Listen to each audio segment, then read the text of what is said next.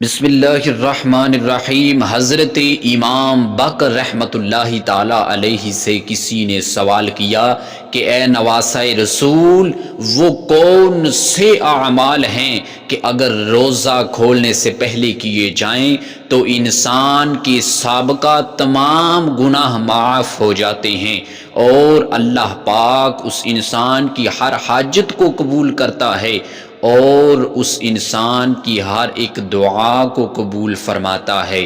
تو نواسہ رسول نے عرض کی کہ میں نے حضور نبی رحمت صلی اللہ تعالی علیہ وسلم سے سنا کہ انہوں نے فرمایا کہ اگر کوئی شخص روزہ کھولنے سے پہلے ہر اس انسان کو معاف کر دے کہ جس نے اس کو تکلیف پہنچائی ہو، پھر اس کے بعد مجھ محمد صلی اللہ تعالی علیہ وسلم پر درود پاک پڑھے، اس کے بعد اللہ کی نعمتوں پر شکر ادا کرے، تو اللہ پاک اس انسان کی تمام گناہوں کو بخش دیتا ہے اور آنے والی زندگی کی تمام مصیبتوں کو دور فرما دیتا ہے اور اس کی ہر حاجت، ہر دعا کو قبول فرماتا ہے۔